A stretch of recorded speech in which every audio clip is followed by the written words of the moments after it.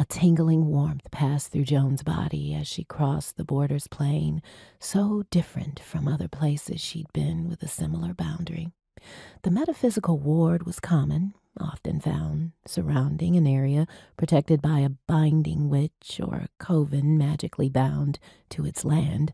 The boundaries were designed to sicken vampires with a debilitating nausea, making it easier to overpower them.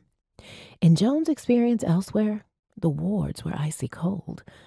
She hadn't felt the warmth of Calvert's boundary in 8 years.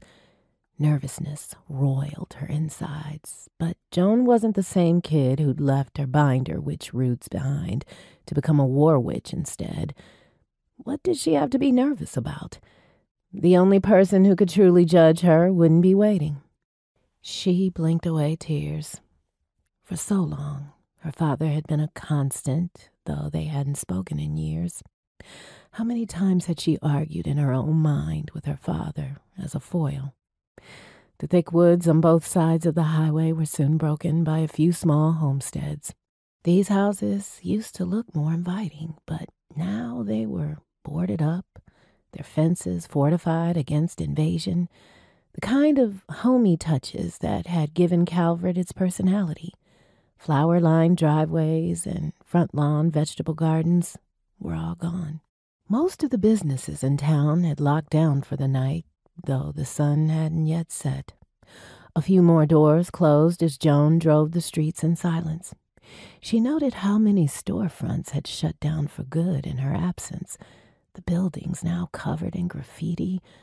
A wide banner above the door to the bakery proclaimed regular hours, but plywood blocked the windows.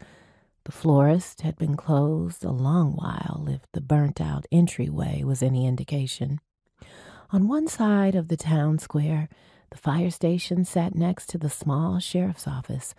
The rest of the square was framed by City Hall, the library with an adjoining coffee shop, and the largest church in Calvert with a plot of land taking up an entire block. Joan parked in front of the station, killed the engine, and opened the door. A spike of pain through her head made her gasp as she stood. The hit on the asphalt had been a hard one, but hopefully not bad enough to cause a concussion.